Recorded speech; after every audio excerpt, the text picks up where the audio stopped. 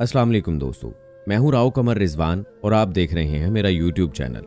दोस्तों, आज की कहानी एक ऐसी लड़की की है जिसको बेटी पैदा करने पर जुल्म की इंतहा कर दी गई। ये एक इंतहाई दर्दनाक कहानी है और बहुत सारे घरों की कहानी है, बहुत सारी लड़कियों की कहानी है। हालांकि हकीकत यह है कि बेटा या बेटी ये सब कुछ अल्लाह के हाथ में है, लेकिन फिर भी ये सब कुछ क्यों होता है और इस लड़की के साथ ऐसा क्यों हुआ, ये इंतहाई दर्दनाक कहानी आखिर तक लाजमी सुनिएगा। इस बारे में अपनी राय का इजहार भी कमेंट बॉक्स में ज़रूर कीजिएगा। मज़ीद ऐसी सबक आमूज कहानियों के लिए मेरे चैनल को ज़रूर सब्सक्राइब कर लें, बेल नोटिफिकेशन को भी ऑन कर लें। तो चलिए दोस्तों, शुरू करते हैं अपनी आज की कहानी। आफिया मेरी दोस्त ही नहीं, कज़न भी थी। वो अब इस दुनिया में नहीं है, लेकिन मैं उसकी कहानी उसी की ज़ुबानी आपको बता रही हूँ। मेरा घर शहर से 9 किलोमीटर दूर था। मैट्रिक के बाद शहर में दाखिला लेना था। मैं अपने ख़ानदान की पहली लड़की थी जो मैट्रिक के बाद तालीम के लिए शहर जा रही थी। वालिद साहब ख़ानदान में वाहिद पढ़े लिखे शख्स थे जिन्होंने एमए के बाद तालीम ही का शोबा इख्तियार किया और गवर्नमेंट कॉलेज में प्रोफेसर तैनात हुए। वालिद साहब की बड़ी ख्वाहिश थी कि उनकी औलाद आला तालीम याफ्ता हो। चुनाचे ताया, चाचा और ख़ानदान वालों की शदीद मुखालफत के बावजूद मेरा दाखिला नज़दीकी शहर के डिग्री कॉलेज में हुआ। यूं मैंने अपना तालीमी सफ़र शहर से शुरू किया। वालिद साहब रोज़ाना मोटरसाइकिल पर कॉलेज पहुंचाने जाते थे। गांव की रहने वाली थी, लिहाजा बहुत घबराई हुई थी कि शहर की लड़कियां कहीं मुझे तंग करें या मजाक न बनाएं। लेकिन आहिस्ता आहिस्ता सब ठीक हो गया। कॉलेज की ज़िंदगी बहुत खूबसूरत थी। मेरा दिल जल्द यहाँ लग गया और पढ़ाई का शौक़ दिन ब दिन बढ़ने लगा। अब्बू मेरी तालीमी कारकर्दगी से मुतमईन थे। बखुशी मुझको छोड़ने और लेने आते। गांव से शहर रोज़ आना जाना मुश्किल अमर था। अब्बू को अपनी ड्यूटी पर भी जाना होता था। तभी उन्होंने सोचा कि क्यों ना आफिया की रहाइश का बंदोबस्त शहर में कर दिया जाए, जहां मेरी एक फूफी का घर था। उनसे बात हो गई और मैं शहर में अपनी फूफी के पास रहने लगी। एफए के बाद वालिद साहब ने सोचा कि मुझे पीटीसी कर लेनी चाहिए, जिसके लिए शहर से 30 किलोमीटर दूर एक दूसरे शहर में दाखिला लेना था। ये कोर्स टीचर की मुलाजमत हासिल करने के लिए ज़रूरी होता था। गांव से नज़दीकी शहर के बाद अब निस्बतन बड़े शहर में दाखिला लेना ज़्यादा दुश्वार बात थी। ये मेरी ज़िंदगी का एक बहुत बड़ा इम्तिहान था, मगर मैंने इस चैलेंज को भी कबूल कर लिया। अब सुबह कॉलेज आती और शाम को पीटीसी के लिए रोज़ाना 30 किलोमीटर मज़ीद सफ़र इख्तियार करती। मेहनत का ये आलम था कि रात भर पढ़ती थी, क्योंकि ख्वाहिश होती कि नंबर बहुत अच्छे आएं। दिन रात मेहनत करके थक जाती, तब कभी कभी ये भी सोचती थी कि तालीम का ये सिलसिला छोड़कर वापस घर चली जाऊं। गांव में जहां आराम और सुकून था, वहां दिन रात का सफ़र मेरे लिए अजाब से कम न था, क्योंकि हमारे इलाके में साल के 9 माह शदीद गर्मी पड़ती और सफरी सहूलतें भी उन दिनों बहुत कम थीं। ताहम फिर ये ख्याल आ जाता था कि मैंने तालीम को खैरबाद कह दिया तो वालदैन के ख्वाब टूट जाएंगे। वालदैन की मोहब्बत की बदौलत मेरी मेहनत जारी रही। मैंने दोनों इम्तिहान पास कर लिए, बीए कर लिया और पीटीसी भी कर ली। जिस रोज़ अब्बू रिज़ल्ट कार्ड लेकर आए, खुशी में अल्लाह ताला के हजूर सजदे में गिर गई कि ये उसी के करम से मुमकिन हो सका, वरना एक देहात की लड़की का ग्रेजुएशन कर लेना जुए शेर लाने के बराबर था। इसी दौरान अखबार में टीचर्स की आसामियों का इश्तिहार आया। वालिद साहब ने मेरी दरख्वास्त भिजवा दी और चंद दिनों बाद मैं अपने घर के करीब प्राइमरी स्कूल में टीचर लग गई। ख़ानदान वाले मेरी मुलाजमत से खुश न थे, मगर वालदैन फूले ना समाते थे, क्योंकि वालिद साहब ने मुझको तालीम याफ्ता इसीलिए किया था कि मैं अपने देहात की अनपढ़ लड़कियों को तालीम दे सकूं। जबकि यहाँ अमूमन देहातों में स्कूलों की ये हालत थी कि गवर्नमेंट की तरफ से स्कूल तो कायम कर दिया जाता था, मगर दूर दराज देहाती इलाकों में पढ़ाने शहर से उस्तानियाँ नहीं आती थीं। तभी ये स्कूल बंद पड़े रहते थे या फिर घूस्ट स्कूल बन जाते। मेरी तैनाती से स्कूल पर पड़ा हुआ ताला खुल गया। कुछ लड़कियां भी दाखिल हो गईं। चूँकि उस्तानी मैं खुद थी, लिहाजा ख़ानदान वालों ने मुझ पर भरोसा करते हुए अपनी बच्चियों को भी स्कूल भेजना शुरू कर दिया। इसी तरह जो मुखालिफ थे वही मुस्तफ़ीद होने लगे। ये एक बड़ी तब्दीली मेरी वजह से ख़ानदान में और देहात में आ गई। बच्चियों के लिए तालीम का हसूल मुमकिन हुआ। स्कूल का दरवाज़ा खुल गया और देहाती ज़िंदगी में तब्दीली की पहली ईंट रख दी गई। इस कामयाबी का सेहरा वालिद साहब के सर गया। और मैं रोशन उम्मीदों में बारिश का पहला कतरा साबित हुई। अब मैं तालिबे इल्म ना थी, खुद उस्ताद थी। जब पहली तनख्वाह हाथ में आई, खुद को खुश नसीब तसव्वुर किया। मन्नत मानी थी तनख्वाह मिलेगी तो हर माह उसका कुछ हिस्सा गरीबों के लिए मुख्तस करूंगी, लिहाजा ऐसा ही किया। इस रकम से मैं निहायत गरीब देहाती लड़कियों के तालीमी अखराजात अदा कर दिया करती थी। मसलन किसी को पेंसिल कॉपी की ज़रूरत होती तो मैं ले देती।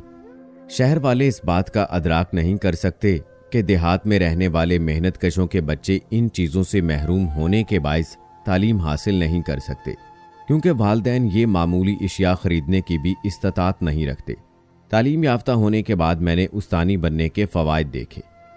यहाँ मुझे हर शख्स इज्जत की निगाह से देखता था और तमाम छोटे बच्चे और बच्चियाँ मिस कहकर पुकारती थीं।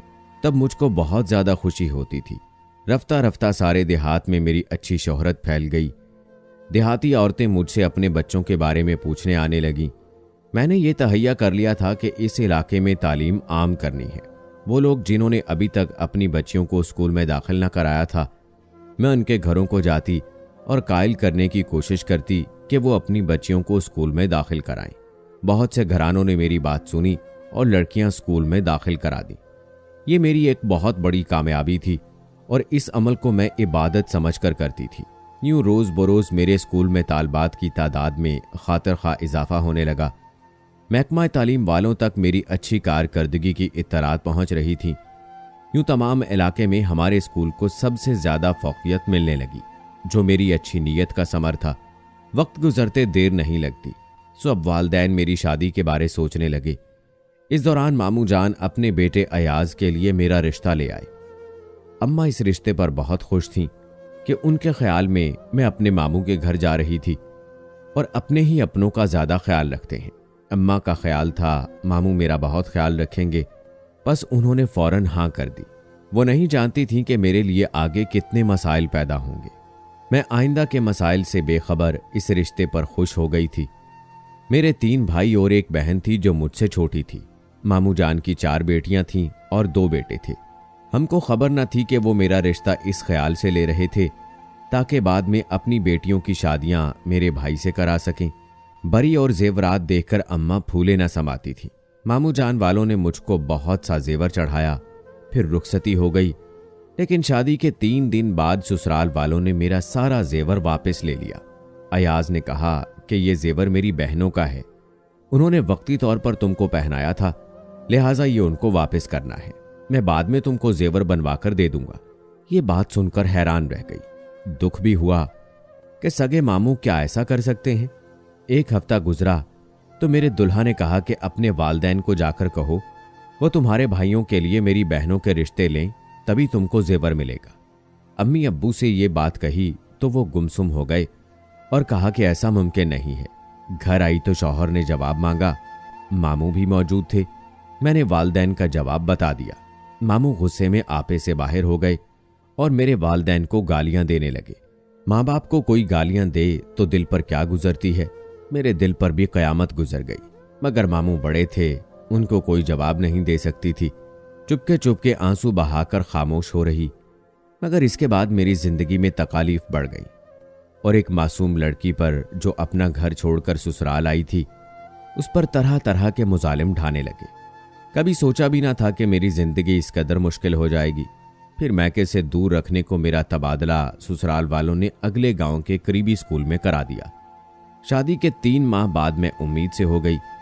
सास को इस खबर से जरा भर खुशी न थी, क्योंकि सास ससुर चाहते थे कि जल्द अज जल्द उनकी बेटियों की शादियां मेरे भाइयों के साथ हो जाएं। बेशक हमारे यहाँ रवाज था रिश्ते अपनों में करते थे और दूर दूर तक मेरी नंदों के लिए अपनों में रिश्ते न थे। ये एक बड़ा मसला था मामू ममानी का, जिसका दर्द वही समझते थे। मेरे वालिदैन भी यकीनन इस मसले को संजीदगी से लेते। अगर मामू ममानी और मेरे खाविंद का रवैया मेरे साथ अच्छा होता, लेकिन अब्बू अब यही कहते थे कि बेटी जब ससुराल वालों का तुमसे रवैया इतना बुरा है तो हम लोग उनसे मजीद रिश्तेदारी क्यों बढ़ाएं। फिर उन लोगों को पहले से ये बात तय करनी चाहिए थी कि आफिया से रिश्ता हम वट्टे सट्टे के एवज कर रहे हैं। रिश्ता मांगते वक्त तो उन्होंने ऐसी कोई बात ना कही थी। अब तुमको तंग कर रहे हैं, इस तरह तो रिश्ते नहीं किए जाते। मैंने अब्बू की ये बातें अयाज के गोश गुजार कर दी और जब उन्होंने अपने वालदैन को बताया कि मेरी बीवी के वालदैन ऐसा कहते हैं तो घर में एक तूफान आ गया। उन्होंने अयाज से कहा कि तुम ऐसा करो कि आफिया को घर से निकाल दो, तब देखना कि खुद ब खुद उनके मिजाज ठिकाने आ जाएंगे। अयाज ने अपने वालदैन के हुक्म पर फौरन अमल किया और जो ही मैं स्कूल से पढ़ाकर घर आई, उन्होंने मुझको मोटरसाइकिल पर बिठाया और मेरे वालदैन के घर पहुंचा दिया। जाते हुए कहा कि अब मैं तुमको लेने हरगिज नहीं आऊंगा, ये बात अपने माँ बाप को बता देना। वालिद साहब ने तसल्ली दी कि घबराओ नहीं, सब ठीक हो जाएगा। इस तसल्ली के बावजूद मेरा दिल बैठा जाता था और मैं सारा दिन रोती रहती थी। मैके में पहली बच्ची ने जन्म लिया। अब्बू ने अयाज और उनके घर वालों को इत्तला की, लेकिन कोई ना आया। अम्मा ने मेरी बहुत खिदमत की। मेरी बेटी का नाम वालिद साहब ने रखा। इसके बाद भी कई बार ससुराल वालों को पैगाम भेजा, लेकिन वो लोग बच्ची देखने भी नहीं आए। 2 माह बाद मेरे एक उस्ताद हमारे घर आए। ये मुझको बीए में पढ़ाया करते थे। वालिद साहब ने तमाम वाकया हनीफ साहब के गोश गुजार कर दिया। ये मेरे खाविंद के भी उस्ताद रह चुके थे और अब्बू के दोस्त थे। हनीफ साहब के समझाने पर अयाज हमारे घर आ गए। खाविंद के आने पर मैं बहुत ज़्यादा खुश हुई। अपना तमाम सामान और बेटी को तैयार करके वालिद साहब से शौहर के साथ जाने की इजाज़त तलब की। उन्होंने ना रोका और मैं खाविंद के साथ घर आ गई। घर आकर महसूस किया कि सास, ससुर, नंदें, देवर कोई भी मेरे लौट आने पर खुश नहीं था। वो पहले की तरह नाराज और मुझे अजियत देने की ख्वाहिश रखते थे। घर आने की खुशी खाक में मिल गई, क्योंकि मेरी बेटी को किसी ने नहीं उठाया।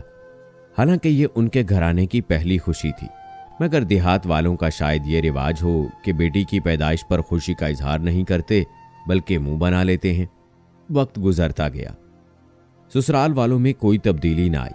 आए दिन मेरे जहेज की चीजें चोरी हो जाती, हत्ता कि मेरे जेवर जो अब्बू ने दिए थे वो भी उन लोगों ने चोरी कर लिए। वालदैन को ना बताया कि उन्होंने जेवर चुरा लिए हैं। अच्छे दिनों की उम्मीद पर जिंदगी के दिन गुजारने लगी। सोचती थी कि कभी तो इनके जहनों में तब्दीली आएगी। दूसरी बार जब मैं उम्मीद से हुई तो घर का तमाम काम नहीं कर पा रही थी। स्कूल की ड्यूटी के बाद थकन हो जाती तो थोड़ी देर आराम की जरूरत महसूस होती, जबकि घर आते ही काम में जुटना पड़ता था, क्योंकि घर का सारा काम जूं का तूं पड़ा होता कि बहू आएगी तो वो ही करेगी। ममानी बेटियों से कोई काम ना कराती। इतने बड़े घर की सफाई, बर्तन, ढेरों रोटियां, सब काम मुझी को करने पड़ते थे। मैं तकलीफ महसूस करने लगी, क्योंकि पूरे दिनों से थी। मुझे स्कूल से छुट्टी तो मिल गई, मगर घर के काम से निजात ना मिली। मजबूरन अम्मी अब्बू मुझे घर ले आए। दूसरे बच्चे की पैदाइश से कुछ दिन कबल जब काम ना कर सकी तो खाविंद ने मुझे मारना शुरू किया। मैंने उनको यही कहा कि एक माँ मुझसे झगड़ा मत करें, इस हालत में झगड़ा बर्दाश्त नहीं कर सकती। जब बच्चे की पैदाइश का मरहला तय हो जाएगा मैं सारा काम कर दिया करूंगी। वालदैन के यहाँ हर तरह का आराम था, थोड़ी बहुत जिम्मेदारी थी, नौकर चाकर थे। अम्मा मुझे काम को हाथ न लगाने देती थी। मैं फिर भी अफसुर्दा थी। मुझे रोते पाकर माँ गले से लगाती और तसल्लियां देती, कहती खबर होती कि अपने इतने संगदिल होते हैं तो कभी तेरी शादी भाई के बेटे से न करती। मैके में ही दूसरी बेटी ने जन्म लिया। अब और ज्यादा परेशान हो गई कि इस बार बेटे की ख्वाहिश की थी। सास ससुर सिर्फ इसी सूरत मुझ पर मेहरबान हो सकते थे। शौहर को भी बेटे की ही चाह थी, लिहाजा इस मर्तबा भी अयाज बेटी को देखने ना आए। अब मैं बहुत फिक्रमंद थी कि या अल्लाह आगे क्या होगा। उनका ऐसा रवैया कब तक बर्दाश्त कर सकूंगी। मेरी तनख्वाह भी सारी अयाज खुद ले लेते थे और मेरा जाती खर्चा वालदैन मुझको दिया करते थे, क्योंकि तनख्वाह से महरूम होने के बाद मैं बिल्कुल खाली हाथ रह जाती थी। 2 माह बाद हमारे खानदान के कुछ बुजुर्गों ने यह फैसला किया कि अयाज और उनके वालदैन को समझाना चाहिए कि वो आफिया को घर वापस ले आएं। सब लोग मिलकर मामू के पास गए, उनको समझाया तुम्हारी 2 पोतियां हो गई हैं, अपनी औलाद को अपने घर में पलने की सहूलत दो, यही अच्छा है। मजबूरन बरादरी के दबाव पर वो आकर मुझे ले गए। घर वापस आकर अपनी बच्चियों के मुस्तकबिल की खातिर मैंने ससुराल वालों की बहुत ज्यादा खिदमत की, लेकिन उन्होंने फिर भी मुझे प्यार ना दिया। सब खानदान वालों ने बच्ची की पैदाइश पर मुबारकबाद दी, लेकिन उन लोगों ने मेरी इस खुशी में शराकत ना की। तभी ये सोचने पर मजबूर हो गई कि मैं चाहे जो कर लूं, ससुराल वाले कभी मुझे तस्लीम ना करेंगे।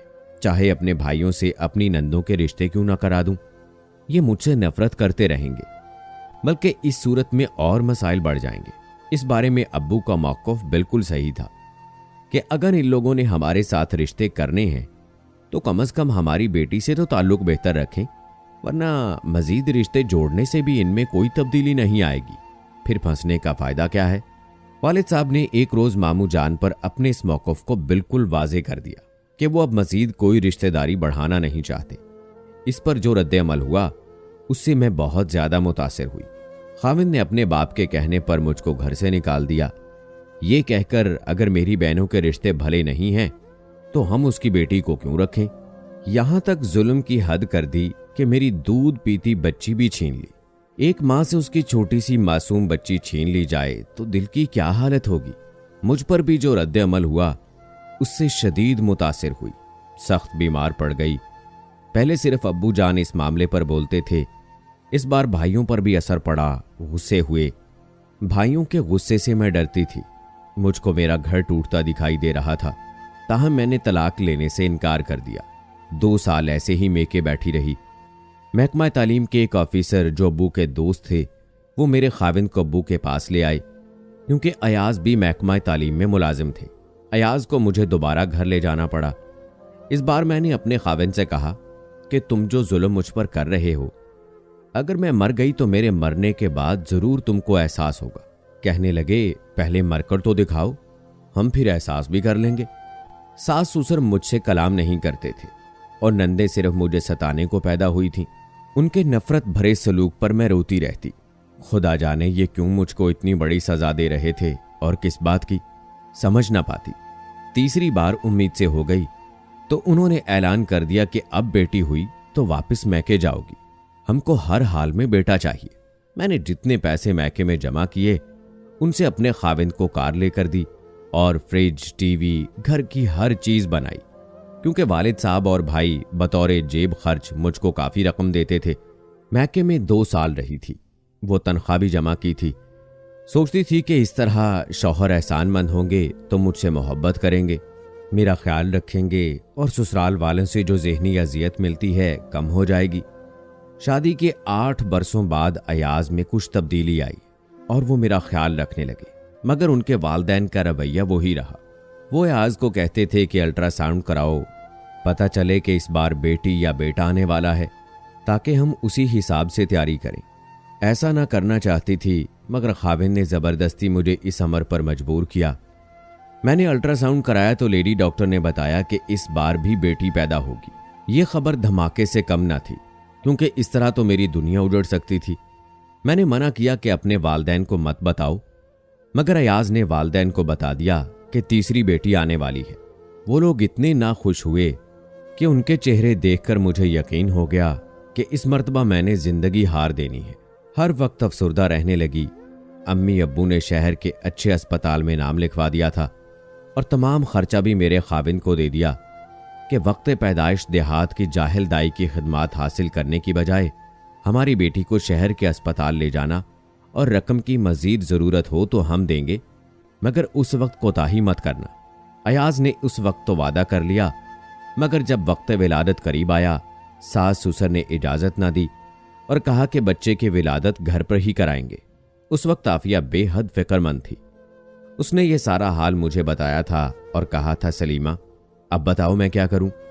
ये लोग तो किसी सूरत मुझको अस्पताल ले जाने को तैयार नहीं है, जबकि मैं अंदर से खुद बहुत कमज़ोर महसूस कर रही हूं। उन दिनों मैं भी उसके साथ स्कूल में बतौर टीचर फ़राइज़ अंजाम दे रही थी। आफिया मैटरनिटी लीव पर गई थी।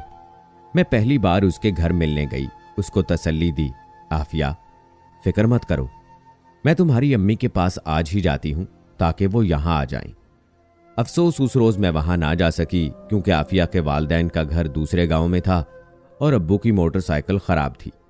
तब सोचा कि कल जाऊंगी, मगर कल की नौबत ना आई, क्योंकि उसी रात हमारे घर इत्तला आ गई कि रात 12 बजे बच्ची को जन्म देते हुए आफिया चल बसी। ये अफसोसनाक खबर ऐसी थी कि दिल धक से रह गया। आह, मेरी प्यारी सहेली जो कल तक मेरे साथ स्कूल में पढ़ा रही थी, वो आज इस दुनिया में ना रही थी। बाद में पता चला कि उस रात जब आफिया बहुत तकलीफ में थी, बार बार कह रही थी कि मुझे अस्पताल ले चलो या अम्मी को बुलाओ, उसके खाविंद और सास ने कहा कि तुम्हें कुछ नहीं होगा, अस्पताल जाने की जरूरत नहीं है। बहाना किया गांव से शहर जाने की सड़क उखड़ी है, रास्ता बहुत खराब है, अस्पताल जाने तक तुम पर कयामत बीत जाएगी, लिहाजा घर पर अच्छी दाइयाँ ले आते हैं।